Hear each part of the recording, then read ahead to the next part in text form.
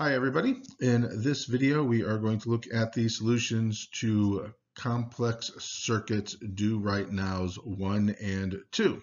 So let's take a look at the first do right now. We have a circuit diagram and they want us to find the equivalent resistance of the circuit. Now there's a lot going on in the circuit. There are a ton of resistors and it looks really confusing. But remember, we just have to simplify one step at a time. We just need to find groups of resistors that are either all in parallel with each other or all in series with each other, but not in parallel or series with anything else. So let's take a look and see what we can simplify for starters. Well, if I look at this group of 4 resistors right here, I know that those 4 are in parallel with each other, and they're not in series or parallel with any other groups of resistors. So I can find the equivalent resistance for those 4 resistors. And because they are in parallel, I need to use my inverse formula. So I have 8.5 ohms, 1.8 ohms, 0.7 ohms, and 4.6 ohms. And when I calculate that out, I know that my equivalent resistance is going to be 0.413 ohms. So that is 0.413 ohms. So those 4 together are 0.413 ohms. Let's take a look and see what else we can simplify. Let's look at this big group in the center. There's a lot going on there, but again, we're just going to break it down and simplify it one step at a time. If I look at these 2 resistors here, let me just change my color for my pen.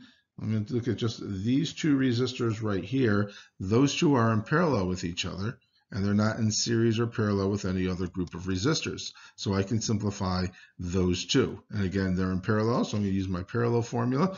I know 2.4 ohms plus the inverse of 6.3 ohms, and I take the inverse of that sum, and I'm going to get an equivalent resistance of 1.74 ohms. So the 2.4 ohm and the 6.3 ohm resistor together have an equivalence of 1.74 ohms. And I know that that combination of 2 resistors is in series with this 4.8 ohm resistor right here. So I'm going to find the equivalent resistance for this entire group of 3 resistors. So 4.8 ohms plus 1.74 ohms, which is my equivalent resistance of the 2.4 and 6.3 ohm resistors.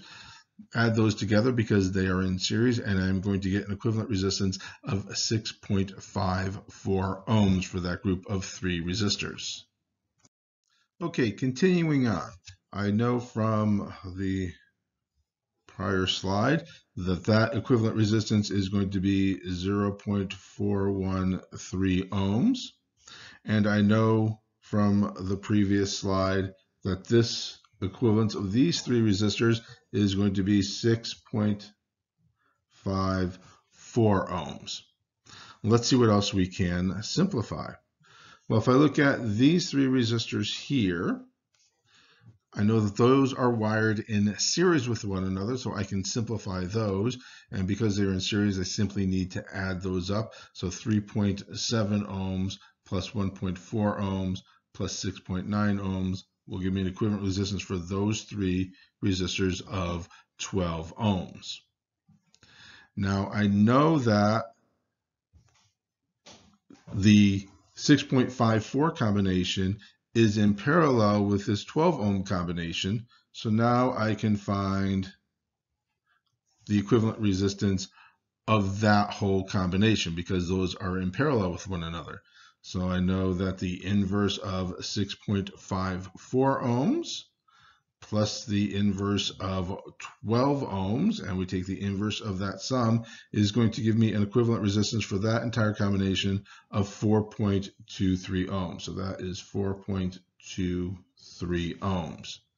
And I know this entire combination is in series with this little guy right here, our 3.8 ohm resistor. So I can find the equivalent resistance for that whole combination, which is going to be, let me just pick a different color, which is going to be all of these. I know this is getting a little sloppy. We'll try and clean it up in a moment.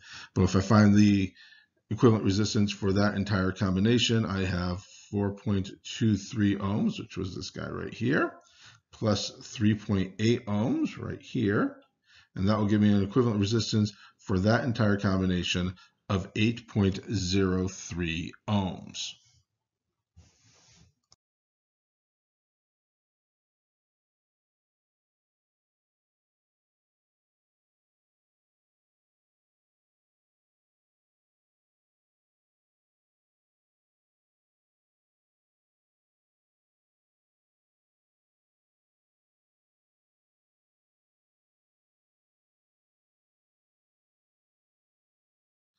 Okay, just to recap what we have so far, remember that the equivalent resistance of those 4 ohms was 0.413 ohms.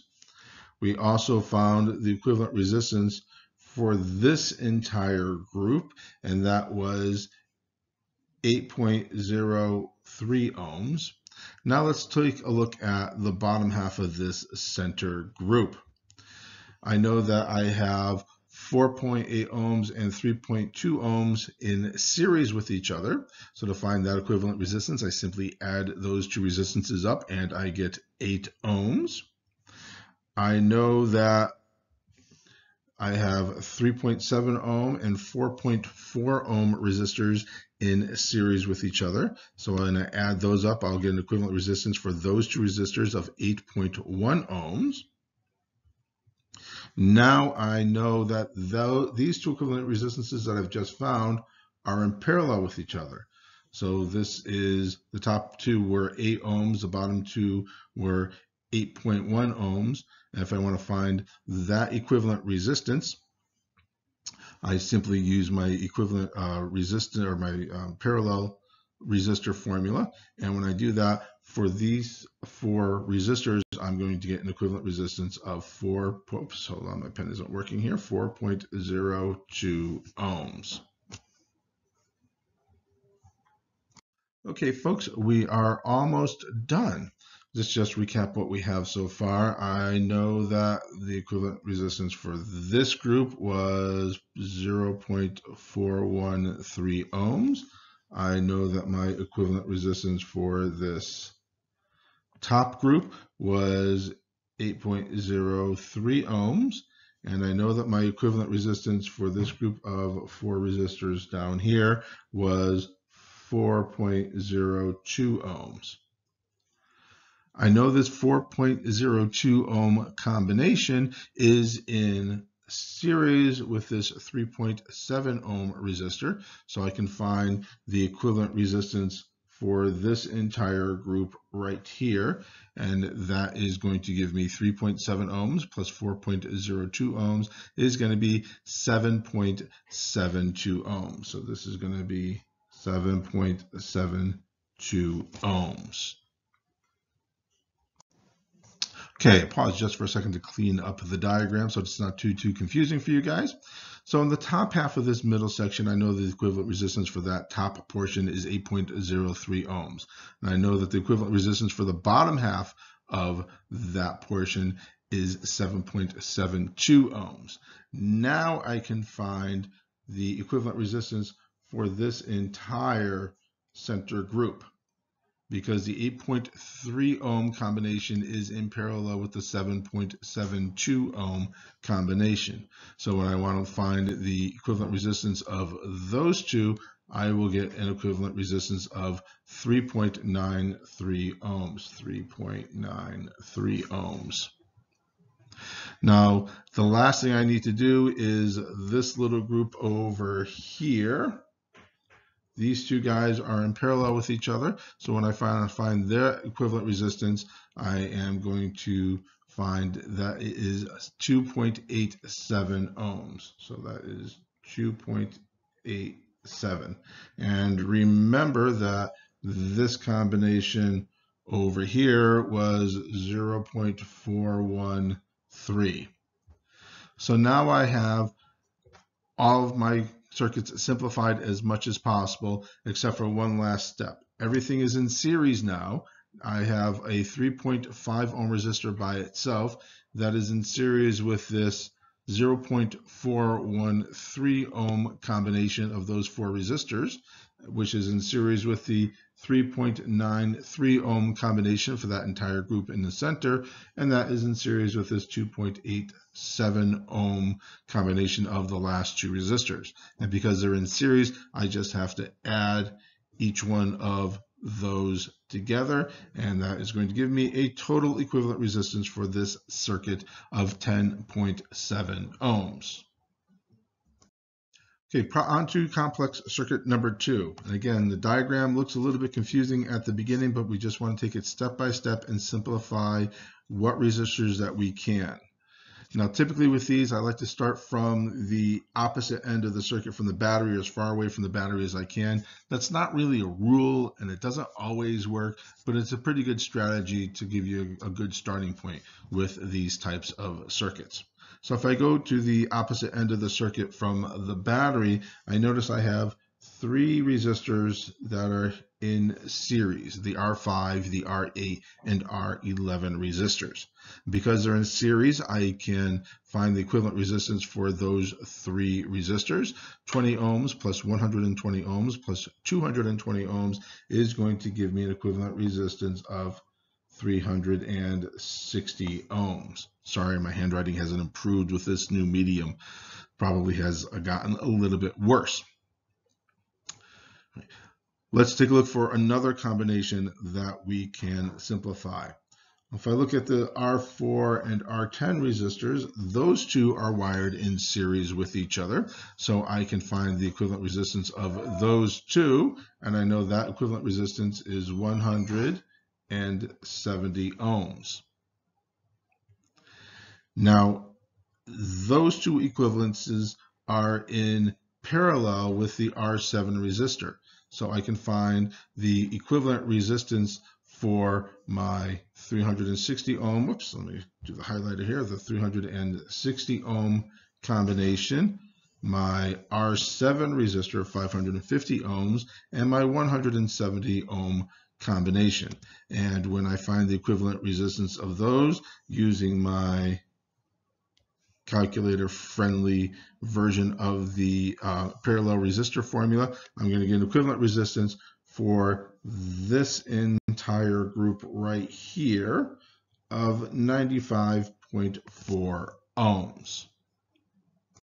All right, let's move on here. Just to recap, I found the equivalent resistance for this entire combination of resistors here, and that was 95.4 ohms. And I know that that entire combination here, 95.4 ohms, is in series with my R2 and R12 resistors. Those three are in combination with each other.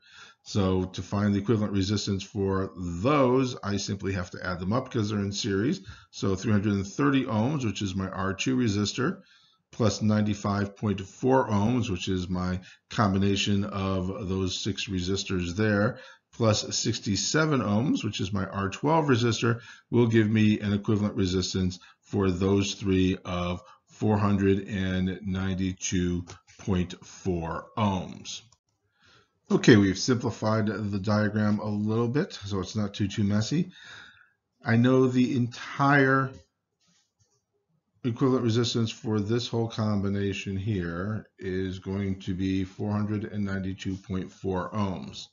Let's take a look at the R3 and R9 resistors now. Hold on here. There we go.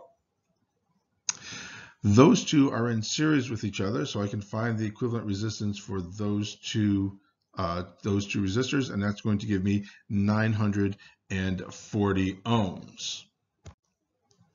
All right, so I have a couple of combinations here. I have this 940 ohm combination, which I know is in parallel with the 492.4 ohm combination, as well as resistor 6 here, which is 1000 ohms.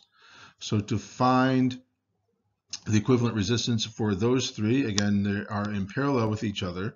So the inverse of 1000 ohms plus the inverse of my 940 ohm combination, plus the inverse of my 492.4 ohm combination, and we take the inverse of that sum, is going to give me an equivalent resistance for this entire combination right here. Let me just outline it here. For this entire combination of 244.2 ohms.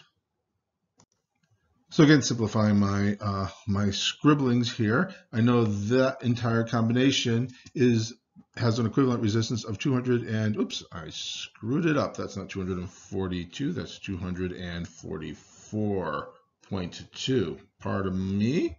So that's 244.2 ohms.